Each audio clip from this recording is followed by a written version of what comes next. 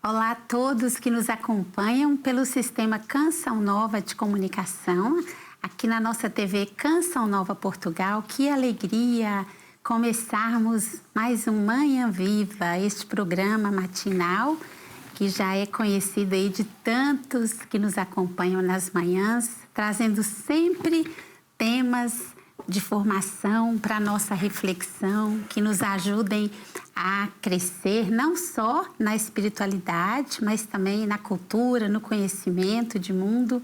Então, hoje nós vamos trazer um tema bem interessante, eu diria assim, bem cultural, né? Nós vamos falar hoje sobre como valorizar a cultura e o patrimônio português. E acompanhar, já percebeu que eu tenho aqui um lenço lindo que é da cultura portuguesa, que eu gosto muito. Então, foi mesmo de propósito para nós refletirmos sobre esse tema, né? Essa cultura tão linda, tão rica que é a cultura portuguesa. O nosso convidado já está aqui na sala de estar. Ele é professor e investigador. Ele é professor da Faculdade de Economia da Universidade de Coimbra. É o professor Claudino Ferreira, que veio de propósito, muito gentilmente, à Canção Nova aqui em Fátima, e para estar conosco, com cada um que nos acompanha nesse Manhã Viva de hoje. Então, abordando esse assunto, não é? Que é importante para nossa reflexão. Então, eu vou já começar a nossa conversa aqui, mas antes vamos entregar no coração de Nossa Senhora, como sempre fazemos, esse programa de hoje. Quem nos acompanha em casa, quando nós rezamos aqui, colocamos também a sua intenção. Então, nós começamos sempre com uma oração e vamos entregar todo o nosso dia, pedindo que Deus nos abençoe, nos conduza, principalmente naquelas realidades talvez difíceis que cada um de nós enfrenta. Não sei, mas Deus conhece a nossa vida, a nossa realidade, e Ele a cada manhã quer nos visitar. E esse momento é um momento propício para isso. Então vamos rezar? Vamos consagrar a Nossa Senhora, rezando essa Ave Maria, colocando todas as nossas intenções, tudo aquilo que está no nosso coração. Ave Maria, cheia de graça, o Senhor é convosco. Bendita sois vós entre as mulheres e bendito é o fruto do vosso ventre, Jesus. Santa Maria, Mãe de Deus, rogai por nós, pecadores, agora e na hora da nossa morte. Amém. Nossa Senhora do Rosário de Fátima, rogai por nós. Professor Claudino, que alegria, bem-vindo. Muito bom dia, muito obrigado pelo convite, muito gentil, é um gosto muito grande estar aqui convosco. Um gosto e também um agradecimento já nós fazemos, né, por ter conseguido aí colocar nas suas muitas atividades, com certeza, não é? A sua presença aqui para nós, sempre muito bom, né? E para quem nos acompanha de casa, nesse tema que é valorizar a cultura e o patrimônio português. Vamos conversar muito, não é? Vamos. Conversa boa. Eu queria que o professor falasse para nós um pouco da sua trajetória, né? Aqui eu sei que é doutorado em Sociologia, professor e investigador, mas por que escolheu essa área de atuação profissional? Então, bom dia, uma vez mais. Muito daquilo que nos acontece na vida, pelo menos a mim, acontece por acaso.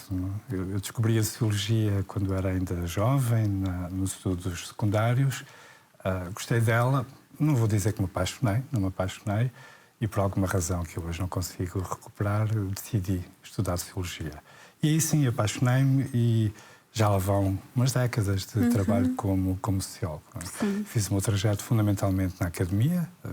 Fui trabalhar para a Universidade de Coimbra, dar aulas, fazer investigação no Centro de Estudos Sociais, que é onde nós fazemos investigação, e fui levando uma vida inteira, do ponto de vista profissional, dedicado a trabalhar preferencialmente sobre as questões culturais, a partir da perspectiva da sociologia, gradualmente, com a capacidade de abrir a minha visão a outras áreas de conhecimento, porque não faz sentido olhar para o mundo apenas focado numa área disciplinar. E depois, a partir de certa altura também, em muito trabalho de colaboração com gente que está fora da academia. Tenho trabalhado muito com artistas, com estruturas culturais, com municípios, diversas áreas onde conflui a sociologia da cultura de um lado, das cidades, que é outra dimensão importante para mim, por outro, estudar os fenómenos urbanos. Acho que é uma síntese breve, sim, claro, eficaz. Eu queria que o professor falasse para nós, para quem nos acompanha também, que talvez não saiba, né, qual é o papel da sociologia na sociedade. O que é bem estudar a sociologia, né? Então, a sociologia é uma disciplina que tem uma tradição já muito longa, vem lá do século XIX. E se calhar ajuda-nos a perceber a importância que ela tem ainda hoje. Ela nasceu em grande medida da necessidade de se compreenderem as transformações muito grandes que na Europa, por exemplo, estavam a ocorrer com o desenvolvimento da indústria. Estávamos em plena época de industrialização acelerada, fala-se muito da Revolução Industrial, de avanço do sistema capitalista à escala mundial, e isto trouxe consigo transformações enormes, muito grandes. E essas transformações, como sempre acontece, causam algumas perturbações, causam preocupações nas pessoas, muita coisa a acontecer, os modos de vida das pessoas estavam a mudar, a industrialização trouxe consigo formas de desigualdade, de pobreza, de precariedade grandes também, e isto era uma preocupação grande para toda a gente, muita acumulação de gente que vinha do campo para a cidade, e as cidades tornaram-se lugares importantes, obviamente, do ponto de vista económico, social, mas também lugares com muitos problemas em resultado da acumulação de pessoas e das condições, por vezes um bocadinho precárias, em que elas viviam.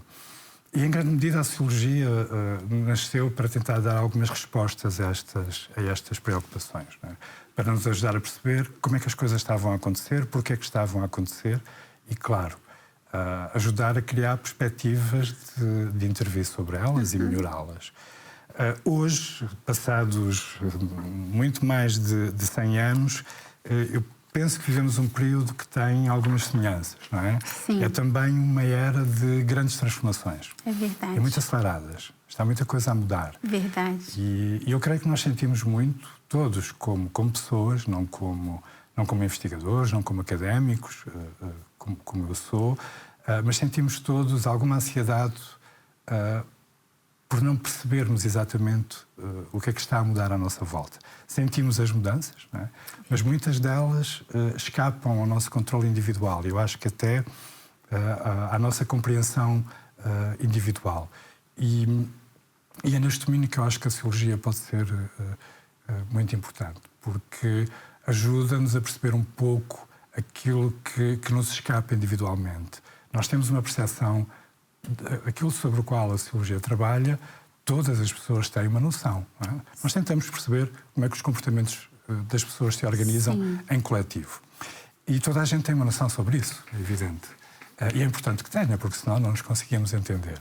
Mas há coisas que a nossa experiência pessoal nos ajuda a perceber a partir da nossa posição pessoal, mas que depois são influenciadas por fatores, fenómenos que nos ultrapassam. E é nisso que eu acho que a sociologia pode dar um contributo muito grande, e acredito que o tem dado e que hoje é talvez mais importante do que nunca. Eu dou-lhe dois exemplos muito simples. A internet, a digitalização, a cultura digital, as redes sociais, né, trazem consigo coisas diferentes, aparentemente diferentes. Há uma grande parte, sobretudo das novas gerações, que vivem hoje tão intensamente nas redes sociais como nós, das gerações mais velhas, vivemos fora das redes sociais. E isto faz-nos pensar, assim, no imediato, que as relações entre as pessoas estão a mudar radicalmente. Mas, ao mesmo tempo, se olharmos com alguma atenção, não estão a mudar assim tanto. O contexto aqui é um bocadinho diferente. Há coisas que são estruturalmente semelhantes, e ajuda-nos a perceber que são estruturalmente semelhantes, mas também há coisas que são razoavelmente diferentes. Uma delas, que é um desafio grande de nós repensarmos e percebermos, é a diferença entre o que é público, o que é privado e o que é íntimo. Não é? Olha, as gerações anteriores, não é? Habituaram-se a ter uma ideia do o que é que eu faço no espaço público, sim, o que é que eu faço e posso fazer no privado, na casa, daqueles que são mais próximos, e depois naqueles espaços íntimos, que são só de nós e dos que nos são muito, muito próximos. E nós tínhamos este mapa relativamente bem desenhado durante muito tempo. E este mundo novo da internet e das redes sociais estão a transformar isto. Não é? Há uma confusão muito grande para quem olha a partir do nosso ponto, do meu, por exemplo, com a minha idade, que foi formado a ver o mundo desta maneira. Parece que há uma confusão muito grande. Já não há diferença entre o público, o privado, o íntimo. E, portanto, isto cria-nos alguma ansiedade. Eu diria que esta ansiedade, em parte, é produto de algum desconhecimento. Nós ainda não conseguimos perceber muito bem como é que as coisas estão a reorganizar. E é importante que o façamos. E, portanto, eu acho que a sociologia aqui pode, juntamente com outras áreas disciplinares, contribuir muito. Muito interessante, né? Essa questão que o professor trouxe, que nos chama também para uma reflexão, né? Da forma como a gente se comporta também diante disso, né? Porque afeta a todos nós, né, professor? É claro. Essa postura nova, né? Eu achei tão interessante quando o senhor falava o que é público, privado e íntimo. Meu Deus, que hoje parece que tudo está exposto, né? Sem um certo cuidado, né? Mas não estará. Há novas maneiras de começar a diferenciar estas coisas, ou então esta diferença já não é tão importante hoje para as gerações mais novas e há outras que se vão sobrepor. Sim. Eu sou um otimista. Ai, que bom! Aqui também nós queremos ser esses otimistas, né? Levar sempre em tudo um olhar de esperança. Eu queria que o professor falasse como que a investigação sociológica ela contribui para a valorização desse patrimônio cultural. Ela pode contribuir de muitas maneiras. E como nós não vamos falar de todas, porque não é esse o nosso objetivo aqui, eu vou, se calhar, focar uma questão que é para mim particularmente relevante e que eu acho que é um contributo ou um domínio onde a sociologia pode ter um papel muito relevante. E esse contributo é ajudar-nos a todos a pensar melhor sobre o que é verdadeiramente património para as pessoas e para as comunidades. A minha ideia, na verdade, é que nós temos todos uma ideia mais ou menos partilhada, consensual, sobre património. Pensamos em monumentos, pensamos na nossa língua e nas obras que estão associadas à língua, pensamos numa série de coisas que, na verdade, estão mais ou menos reconhecidas oficialmente como património. Há instituições que classificam o que é património e o que é que não deve ter esse estatuto ou não justifica que lhe atribuamos esse estatuto. De uma forma assim direta e simples, o património são heranças, não é? São legados do passado que nós recebemos e que têm um significado especial para nós, como pessoas individualmente, mas como grupo, sobretudo. Como meios que nos ajudam a criar memórias comuns, memórias sociais, memórias coletivas, com as quais nos identificamos. E nos identificamos como parte de um grupo. A ideia mais elementar de património. São coisas que, desse ponto de vista, dão sentido à nossa vida como membros de um coletivo, em que nós nos revemos e isso ajuda-nos a criar um sentimento de pertença a qualquer coisa de que nós fazemos parte ou queremos fazer parte. O património, na versão mais oficial, aquilo que nós podemos chamar o património classificado, representa uma maneira de consagrar e de preservar essa memória coletiva e essa identidade que está associada a essa memória coletiva. Mas nem sempre ela coincide com aquilo que, no seu cotidiano, na sua experiência de vida do dia-a-dia, as pessoas entendem como as coisas, os lugares, os hábitos, as memórias do passado, que elas identificam como relevantes para se posicionarem na sua trajetória de vida e perante o grupo. E, portanto, eu acho que, deste ponto de vista, o conhecimento que hoje se vai produzindo sobre o património, ao lado desta perspectiva mais preocupada em perceber o que é que deve ser oficialmente reconhecido como património, tem também vindo a explorar um pouco mais esta noção mais abrangente de património. Património com significado para as pessoas. Sim. E isto significa, na minha perspectiva, abrir um bocadinho esta ideia. Okay? Entendi. Para que as pessoas se sintam também mais identificadas com aquilo que se valoriza, que se tenta preservar, que se tenta transmitir às gerações futuras em nome da importância do património. Eu posso lhe dar um exemplo, se quiser. Claro. De uma série de trabalhos que, no Centro de Estudos Sociais, onde eu sou investigador, têm vindo a ser feitos por colegas meus e por colegas minhas, em torno de uma coisa que nós chamamos o mapeamento cultural.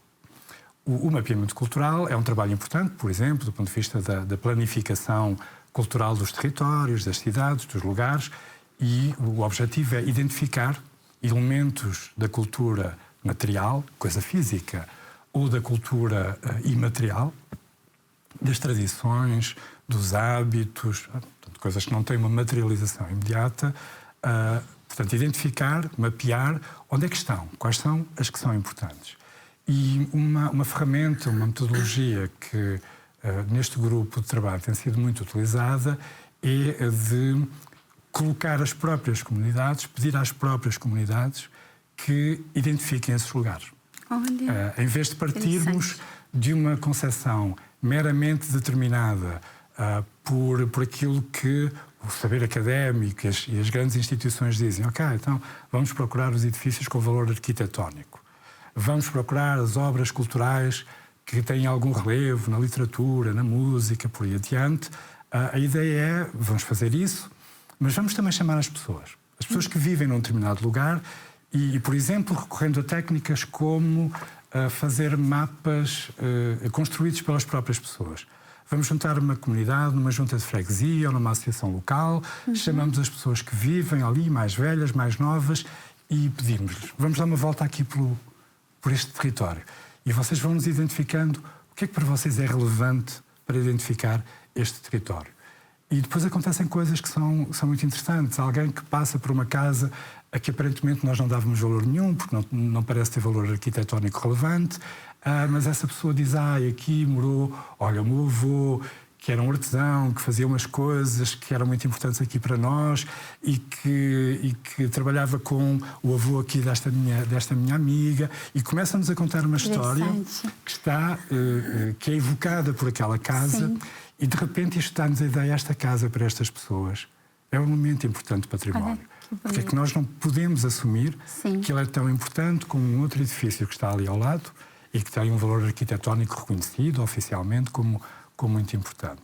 Este é o que eu acho que pode ser um contributo importante que nós podemos dar, que não é da sociologia, é de todos nós, mas eu acho que a sociologia tem ferramentas que ajudam a criar esta percepção um bocadinho mais aberta e efetivamente mais próxima daquilo que as pessoas precisam. E descobrir um significado para cada um, né? Daquilo que ele está a estudar ou a conservar também, né? Claro. Eu queria que o professor falasse para nós como que o senhor define a cultura portuguesa nesses tempos modernos, né? Nesses tempos de tanta informação também, né?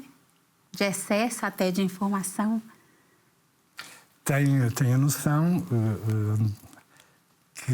que essa é uma pergunta de grande alcance e é uma pergunta muito, muito difícil, à qual eu não sou capaz e acho que não quero dar uma resposta taxativa. Sim. A cultura portuguesa é muita coisa ao mesmo tempo, não é? E aquilo que ela é depende muito do ângulo em que nós olhamos para ela E depende também de quem olha para ela e com que intenções olha para ela. E não digo isto no sentido negativo, muito pelo contrário. A sua questão, que é uma questão muito desafiante, sugere-me a necessidade de distinguirmos dois sentidos diferentes da ideia de cultura. Então, o primeiro, nós podemos falar de cultura, e de cultura portuguesa, como um conjunto de traços, de hábitos que nos identificam e que nos distinguem de outros povos. Quando falamos de uma cultura portuguesa, estamos a falar que ela existe por diferença e por relação com outras culturas. E, portanto, nesta perspectiva, estamos a falar sobretudo de valores, de hábitos, de tradições, que são coisas que são produtos de uma história singular, de uma comunidade, de um povo, de um território, em que, ao longo do tempo, um conjunto amplo e muito heterogéneo de pessoas vai criando uma identificação entre estes vários elementos. Um território, um povo, uma população, um conjunto de hábitos que depois estão traduzidos em coisas que se materializam da cultura material e que as unem em torno de um ideal. Sim. Um ideal de nação que está por detrás desta ideia da cultura portuguesa. Este é um dos sentidos em que nós podemos falar disto e ao longo da história portuguesa houve muita gente que procurou capturar o que é então, nesta perspectiva, a cultura portuguesa. Sei lá, se calhar é um clássico falar de um antropólogo que ficou muito conhecido em meados do século passado, o Jorge Dias, que escreveu, por exemplo, um livrinho chamado Os Elementos Fundamentais da Cultura Portuguesa, onde vai à procura destas coisas. Não é? O que é isto de ser português? E traça um retrato interessante, desafiante, com quem nem toda a gente concorda, mas que faz parte deste esforço de procurar identificar o que é este ser português. Neste plano, já agora aproveita, há um outro autor também muito importante, que foi um historiador, já falecido também, o José Matoso, que para mim foi das pessoas que melhor conseguiu capturar esta especificidade. Tem em particular um livro que se chama A Identificação do País, onde ele percorre a história, desde o início da história do Condado Portucalense, para tentar perceber como é que se foi criando esta ideia de uma nação e de uma cultura específica. É uma perspectiva diferente da do Jorge Dias. Neste plano específico, eu vejo a cultura portuguesa, sobretudo, como um produto daquilo que nós, como coletivo, acreditamos que nos une. E que, de alguma maneira, nos torna diferentes dos outros. Mesmo que, na verdade, essa diferença que nós reconhecemos como algo que nos identifica seja mais imaginada do que real. Porque o que é importante nesta ideia é que nós nos reconhecemos em algo que nos une. E nós sabemos que muitas vezes são mitos, são lendas, são coisas que não são verdadeiramente reais, não têm factualidade histórica, mas funcionam porque nos unem. O outro sentido em que nós podemos falar de cultura portuguesa é para nos referirmos a um conjunto muito vasto e diverso de formas de expressão, de obras, de patrimónios, que incluem desde as artes até às manifestações e às obras da cultura popular. Esse chale bonito que traz consigo está entre as duas coisas, entre a expressão artística e aquilo que nós poderíamos chamar uma forma de expressão mais típica da cultura popular. E neste segundo sentido é muito difícil falar de cultura portuguesa porque muitas destas formas de expressão e destas obras, na verdade, resultam de contactos, de diálogos que são feitos tanto à escala nacional como à escala internacional. Não é? E fixar o que é português ou não é muito complicado. Quem é que personifica essa cultura, Vânia? É o Camões, é o Fernando Pessoa, é a Maria João Pires, uma pianista famosa, é a Joana Vasconcelos, é o Júlio Pomar, é o Carlos Paredes, de que se celebra agora, há também uma série de acontecimentos a celebrar a memória do Carlos Paredes, ou pensando noutros termos, é o fado. É o fado de Coimbra, é o fado de Lisboa, é o fado em geral, é o canto alentejano, ou são os caretos de Pudense. É o carnaval em Cabanas de Viriato, que eu conheci quando era criança, porque eu sou ali da região de Viseu, e no carnaval íamos a Cabanas de Viriato. E o da Mielhada, o do Ovar, o de Torres Vedras, que são carnavais que incorporaram muita influência do carnaval brasileiro, são menos portugueses por isso? Ou são igualmente portugueses por causa disso? São as adufeiras de Monsanto? Enfim, eu estou a brincar um bocadinho, Sim. mas na verdade a questão é que temos aqui uma grande mistura de coisas e pessoas que ao mesmo tempo podem ser entendidas como expressões de singularidades e identidades locais. O carnaval de Cabanas de Viriato não é igual ao carnaval de Torres Vedras. E noutros contextos eles podem estar associados à nossa ideia da nação, da identidade nacional, da cultura nacional, portanto, daquilo que é português. Esta dicotomia que eu aqui estabeleci é um exemplo de como a questão é ambivalente e complexa. Complexa. E eu digo-lhe qual é que é, para mim, o ponto fundamental. Eu acho que é importante que nós admitamos a ideia de que existe uma cultura portuguesa. Okay? Porque é vital, é um dos aspectos que, juntamente com outros, que nos cria uma raiz. Cola-nos a um território, a um grupo de pessoas.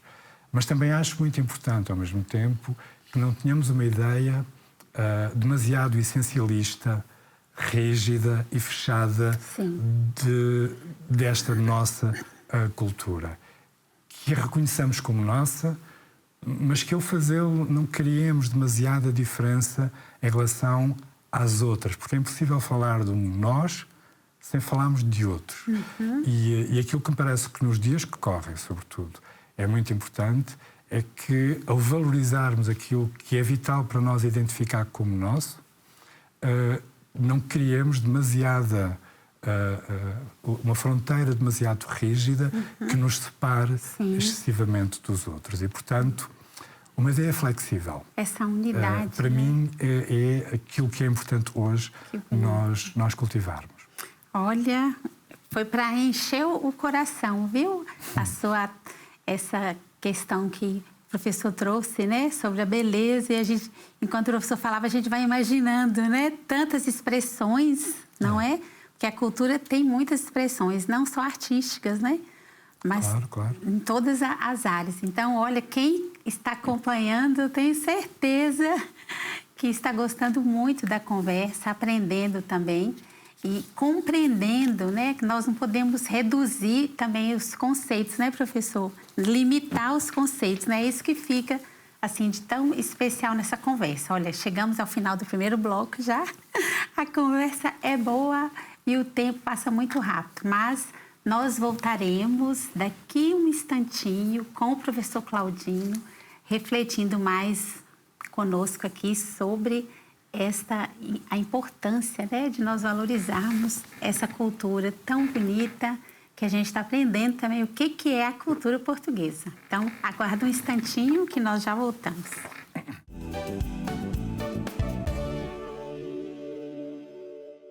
Estamos de volta com o Manhã Viva de hoje, conversando aqui com o professor Claudino Ferreira. Ele veio de Coimbra, ele é professor e investigador da Faculdade de Economia da Universidade de Coimbra. Veio ao Manhã Viva de hoje para nos ajudar a refletir um tema muito interessante e do interesse também de todos, que eu tenho certeza, sobre valorizar a cultura e o patrimônio português. Então, tem sido uma conversa riquíssima.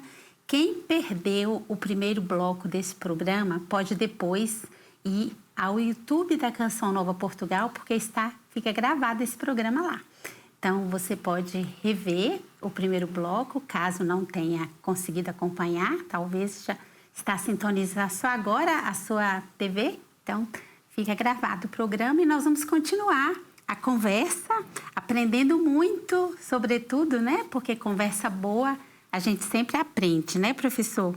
E o tempo é curto para tantas coisas que nós poderíamos falar, né? Que o professor poderia trazer para nós. Mas eu queria começar esse segundo bloco pedindo ao professor que falasse um pouco da questão da imigração, da influência, né? Como é que o senhor vê a questão da influência dos imigrantes, né? Da cultura que cá chega ao país, né? Como é que o senhor vê essa influência na cultura portuguesa?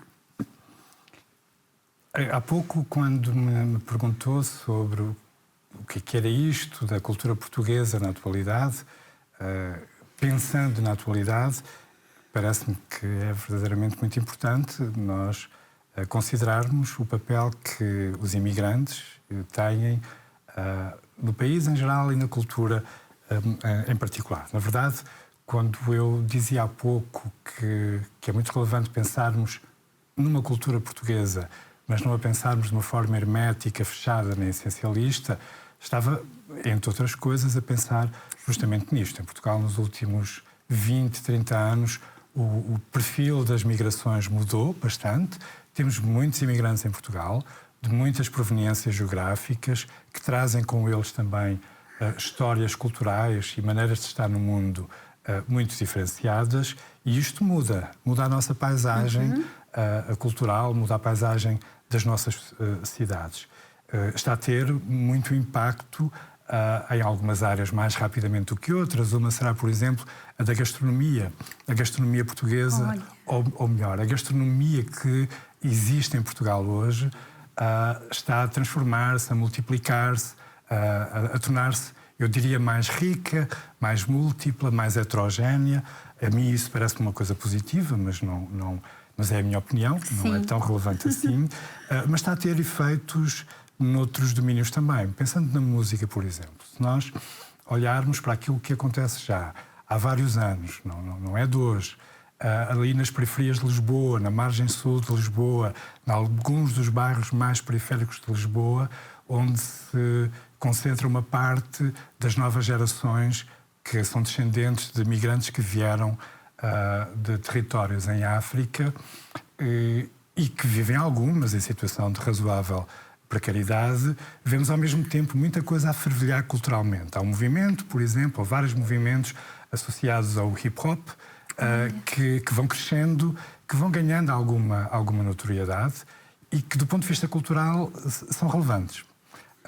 Eu não vou regressar atrás para explorar a questão nós devemos integrar isto naquilo que chamamos a cultura portuguesa ou não.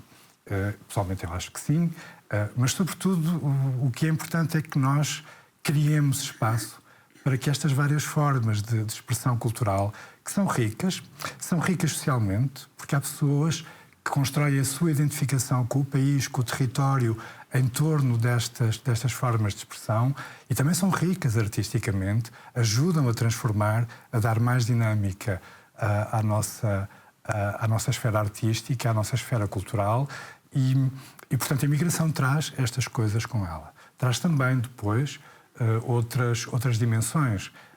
Ela suscita naturalmente estranhamentos entre as pessoas. Eu diria que são estranhamentos típicos das grandes mudanças. Sim. E isto cria ansiedade, cria alguma perturbação, e eu não tenho, obviamente, a arrogância de achar que se há remédios certos para lidar com este tipo de coisas. Acho que o importante é não estarmos abertos. Estarmos abertos a partilhar. E estarmos abertos também a sentir-nos diferentes, a querer nos sentir diferentes, a não nos deixarmos ser iguais, mas a deixarmos espaço para que os outros, os vários outros, sejam também diferentes. E é este o grande desafio que eu acho que a imigração nos traz. Do ponto de vista cultural, pelo menos, parece-me que este é o grande desafio. Na sua visão de sociólogo, professor, o senhor acha que as novas gerações, os jovens, né, eles estão sendo bem preparados para essa realidade? Para conviver com essa visão, com o diferente, não é? Com aquilo que é também do patrimônio do outro, mas que enriquece, como o senhor trouxe. Eu acho que, forçosamente, as novas gerações, as gerações mais jovens, estão a ser preparadas para isso porque a vida nos prepara. Intencionalmente ou não, a vida prepara-nos. E estas são as condições de vida em que estas gerações são formadas, se vão criando, constituindo as suas identidades e se vão posicionando no mundo. Pensando no caso português, na verdade ele não é muito diferente do de outros países. Os jovens hoje estão muito expostos a esta diversidade grande, mas também estão expostos a muitos outros estímulos, não é? E, portanto, há aqui muitas coisas que se cruzam e às vezes cruzam-se em sentidos que são contraditórios e geram alguns choques. É verdade. É complexo, confesso-lhe que é complexo, até na minha experiência como professor, eles já são grandinhos, mas enfim, têm 18, 19, 20 anos, a gente vai percebendo que há ajustamentos que estão a ser feitos, mas estão a ser feitos de maneiras muito diferentes. Eu acho que há coisas muito contraditórias deste ponto de vista hoje. Sim. Há um ambiente, há um clima, há um conjunto de mudanças que são muito favoráveis a esta ideia da mistura, de não criarmos separações, de dialogarmos, de sermos tolerantes, de nos entendermos. Até na retórica, no discurso público, isto prevalece muito. Mas depois, ao mesmo tempo, há outras tendências que estão a gerar polarizações, não é? Há muita gente que... eu ia dizer isto da forma incorreta. Peço perdão, vou voltar um bocadinho atrás. Sim. Parece que há hoje forças que nos empurram para nos juntarmos a clubes e sermos muito clubistas. Verdade. E se tu és desse clube, não só não és do outro, como és contra o outro. E, portanto, também há transformações que estão a empurrar neste sentido. E entre estes dois caminhos há coisas muito complexas a acontecer, não é? E nós temos que ir tentando compreendê-las. É o nosso papel, o nosso, quando eu digo nosso agora como analistas, mas o nosso papel é também de partilharmos as nossas ideias com as pessoas que não estão nesta posição, porque eu acho que verdadeiramente é o papel de todos. O grande desafio, volto a dizer, é nós conseguirmos criar disponibilidade para entender as diferenças. É. Eu ia dizer Verdade. entender o outro, mas não é verdadeiramente entender o As outro. diferenças. É nós pensarmos, por exemplo, assim. Isto é uma coisa que a minha sociologia me ensinou, que é importante profissionalmente, mas é das coisas que eu trouxe da profissão para a vida. A sociologia e a antropologia, estas duas disciplinas em particular. Para nos identificarmos, para termos um lugar no mundo, nós queremos esta diferença. Há um nós e há um outro. Sim. Mas a questão fundamental é percebermos que nós também somos o outro. Olha. O outro de alguém. Interessante. E se nós conseguimos fazer um bocadinho inverter um bocadinho essa equação, eu acho que isso nos ajuda a partilharmos melhor, a entendermos melhor. E é tão importante isso que o professor traz para nós, também de trocar de lugar, né? Perceber que uma hora eu vou ser também o outro, né? O diferente você e eu, né? E eu penso que sempre é tempo também da gente repensar a nossa forma de estar no mundo, né, professor? De pensar, de agir muitas vezes, né? De responder, né? Principalmente nesse tempo aí de rede social, que toda a gente entende de tudo, toda a gente virou especialista, não é? E grava, ensinando como deve ser. Então, acho que é muito importante a gente repensar a nossa forma de agir, né? Eu queria que o professor falasse sobre a questão da digitalização. Falando aí das novas tecnologias, né? O senhor acha que a digitalização ela é importante, ajuda na preservação do patrimônio também? Bom, não é uma área em que eu tenha grande experiência, acho que não tenho muita coisa assim relevante a dizer, mas acho que há coisas interessantes a acontecer. É uma grande revolução o que está a acontecer no mundo contemporâneo. E nós estamos a aprender todos os dias e a adaptar-nos, não é? E nesse caminho vamos fazendo descobertas e vamos também assustando. Mas sim, eu acho que no que diz respeito, por exemplo, à cultura e ao património, a digitalização traz desafios muito grandes. E há gente que está a reagir bem e a criar possibilidades novas com base na digitalização. Eu vou-lhe falar muito rapidamente de um exemplo que é da minha universidade, de colegas meus, em particular um colega meu da Faculdade de Letras da Universidade de Coimbra, que se chama Manuel Portela, e que já há algum tempo criou um projeto interessante que ele chama o Arquivo L do D. O L do D é referente ao livro do Desassossego do Fernando Pessoa. E é um exemplo claro de como a digitalização nos pode ajudar a encontrar caminhos novos e até mais eficazes para valorizar o património de um ponto de vista dinâmico, não rígido, não estático, não virado para trás, mas virado para o futuro também. O arquivo L do D é um arquivo digital, colaborativo, do livro do Desassossego, como disse há pouco, do Fernando Pessoa. Contém imagens dos escritos originais do Pessoa e as 4 edições principais do livro, que são organizadas por diferentes intelectuais. E o que ele permite fazer é ler e comparar essas várias edições e também permite aos próprios leitores criar as suas edições. É verdade que este é um exemplo de uma utilização do digital para a valorização do património, que é orientado para algumas pessoas, não é para toda a gente. Nem toda a gente quer ler o livro do Desassossego, nem para toda a gente ele é especialmente desafiante. Mas para um certo segmento de pessoas ele é, e dá um potencial que coincide muito com aquilo que me parece que é importante fazer no património. Preserva, transmite às gerações futuras e ao mesmo tempo abre possibilidades de se fazerem coisas novas com eles, de se construírem coisas novas. Com um bocadinho de imaginação, a gente pode sair deste domínio tão restrito, e pensar tantas outras coisas que se podem fazer com recurso às ferramentas digitais no domínio do património, da cultura, eu diria que da nossa vida em geral. Não é? O professor deu um exemplo aí de como a questão da digitalização, né, do contemporâneo, dialogando aí com o histórico, né? Que Fernando Pessoa realmente é um autor que nem todos, né? Acho principalmente essa geração mais nova que lê menos. Estava a me recordar da minha formação. Eu fiz letras há muitos anos, né, no Brasil, e estudamos muitos autores portugueses, professor Claudino, muitos autores maravilhosos, né?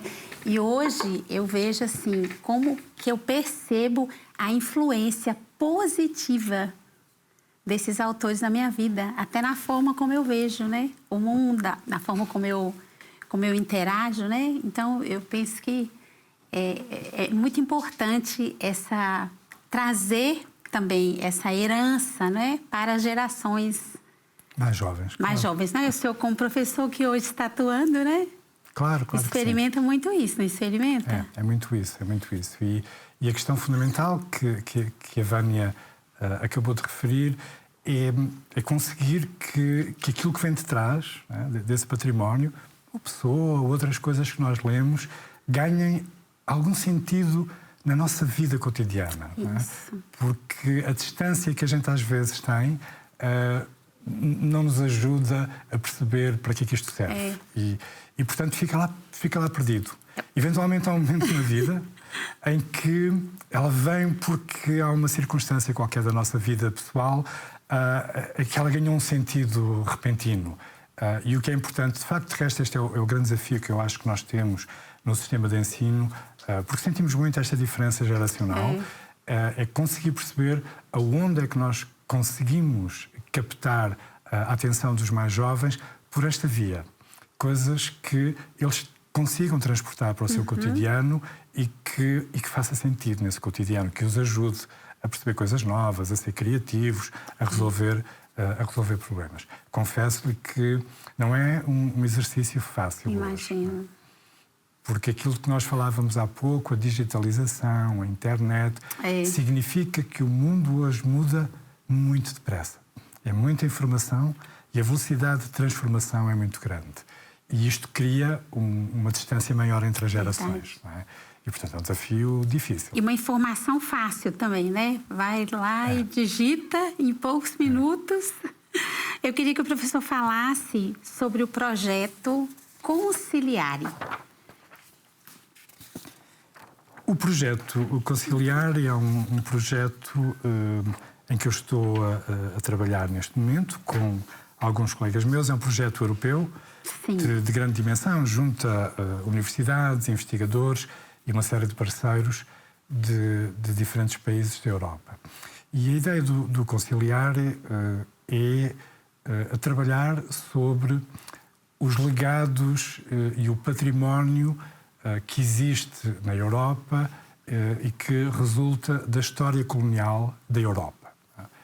E portanto, as relações de colonização que a Europa estabeleceu com diferentes pontos do mundo, com a América Latina, com a África, com outros lugares do mundo. O ponto de partida é este. Há muito património, algum físico, material, nas nossas cidades, por exemplo, algum não físico, mas que tem a ver com produções de natureza imaterial, na música, na literatura, nas tradições, nas nossas percepções. E o que eu dizia era que há muito património deste que evoca. Algum foi património que foi gerado durante a era colonial para consagrar, para fazer o elogio dos impérios e da era colonial. Outro não foi criado nessa altura, mas faz alusões a essa altura. E hoje nós percebemos que este património é controverso, porque ele suscita diferentes tipos de leituras. É um pouco aquilo que eu falava há pouco a propósito desta relação do nós e dos outros. Há muito património deste nas cidades portuguesas e quando a gente se confronta com eles, lembra-se e celebra um bocadinho o suposto passado glorioso do país, quando não era só o país, era grande e estava espalhado pelo mundo. Mas há outras pessoas que, quando se confrontam com esse património, veem coisas diferentes. Veem uma história diferente. Uma história de opressão, uma história de alguma injustiça. E isto não tem que ser um problema, verdadeiramente, porque ambas as histórias são histórias que correspondem ao lugar que nós ocupamos e à maneira como nós olhamos para o nosso passado para dar sentido ao nosso presente. Agora, é verdade que, por vezes, em muitos aspectos, estas histórias entram em choque e fazem com que as pessoas entrem também em choque umas com as outras. A convicção do projeto Conciliar é que é possível criar pontes, diálogos entre estas várias histórias. Se nós partimos do princípio que nenhuma delas está mais certa ou mais errada do que as outras, que elas correspondem a modos diferentes de olhar para a mesma realidade, para a mesma história. E aquilo que é fundamental é tentar ligá-las, criar diálogos entre elas, sem iludir as diferenças. Há sempre diferenças que são legítimas. Sim. Eu não me quero reconhecer na tua história. Quero-me reconhecer na minha e quero que a minha seja diferente da tua. Muito bem, está certo. Mas conseguimos que elas convivam e até se aproveitem mutuamente.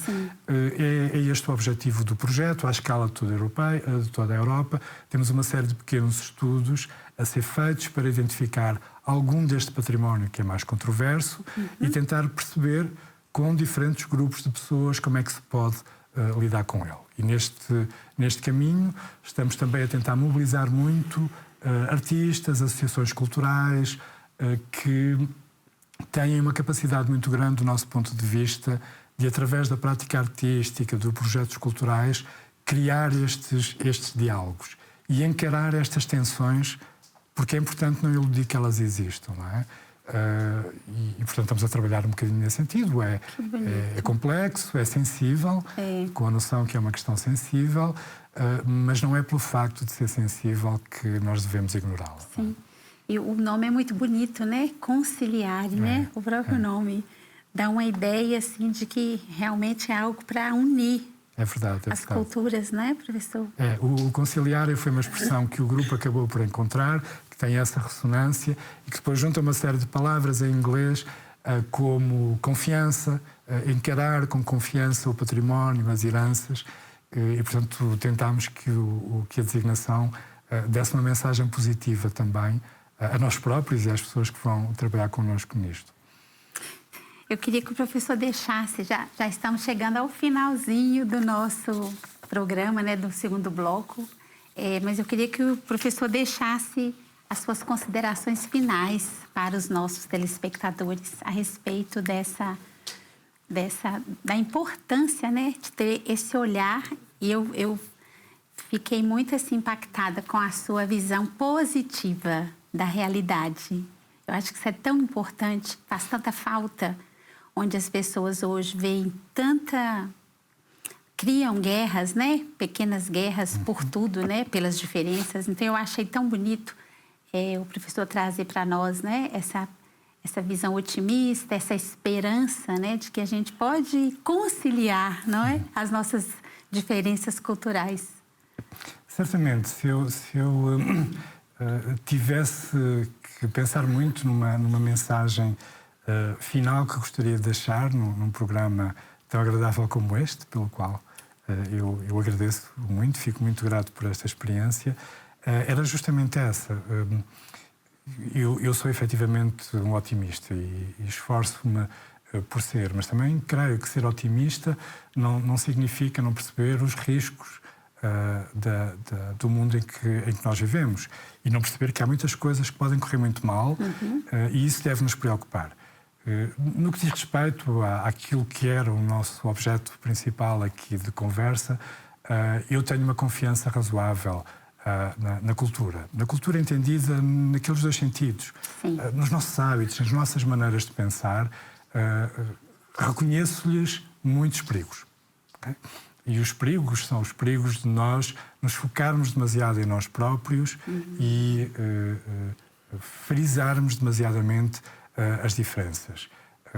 Mas, ao mesmo tempo, depois há o outro lado da cultura, dos artistas, dos criadores de todos os pontos de vista, não apenas daqueles que estão consagrados, mas daqueles que vêm da cultura popular, que vêm do hip-hop, que vêm das várias formas de expressão, porque eu acho que eles nos ajudam muito a abrir perspectivas sobre o mundo, a pôr as coisas em causa. E pôr as coisas em causa é uma descoberta, porque é a descoberta de que há mais mundo do que aquele em que nós estamos focados em cada mundo. E desse ponto de vista eu acredito que sim, que a cultura é transformadora, que há muito potencial transformador no bom sentido em Portugal, na cultura portuguesa, entendendo-a como duas coisas. A cultura que nós identificamos com o país, com a nação, com a nossa identidade, mas, sobretudo, a cultura que se faz aqui, seja por quem for, que circula por aqui, que vem de fora, que pôs cá há algum tempo e que depois se vai embora, mas que deixa qualquer coisa. Aquela que nós levamos para fora é que é feita pelos portugueses, que se reconhecem como portugueses, e por aqueles que são estrangeiros e vêm cá, e por aqueles que, tendo sido outra coisa que não portugueses, agora também já o são. É neste trânsito que eu acho que reside o segredo para nós encararmos os riscos, que são muitos, da violência, da separação, que são coisas críticas, mas eu acredito que nós temos capacidade para as transformar em coisas boas. Que bom. Olha, agradeço muito, professor, a sua presença aqui no programa, a riqueza, né, que o senhor trouxe de uma forma assim tão leve também e acessível a todos. Tenho certeza que todos que acompanharam gostaram muito dessa conversa. Obrigada e desejo muito sucesso na sua missão de formador dessas futuras gerações também. Muito obrigado a si, Vânia, e à Canção Nova. É um gosto enorme estar aqui. O gosto foi nosso. E quero agradecer a todos que acompanharam o nosso programa de hoje, essa conversa rica, aprendendo tanto sobre a nossa cultura portuguesa, sim, nossa, porque também é minha, né? Nós que escolhemos viver nesse país tão bonito. É assim que eu quero terminar, deixando aí um abraço a todos os portugueses que espalham, não é?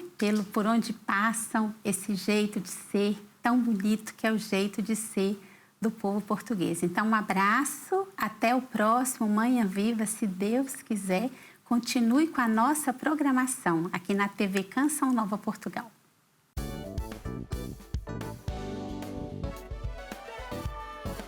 Se gostou deste programa, clique aqui na nossa playlist aqui em baixo para ver outros episódios. Se ainda não subscreveu o nosso canal do YouTube, faça-o já clicando neste botão aqui do lado e será logo o primeiro a saber todas as novidades.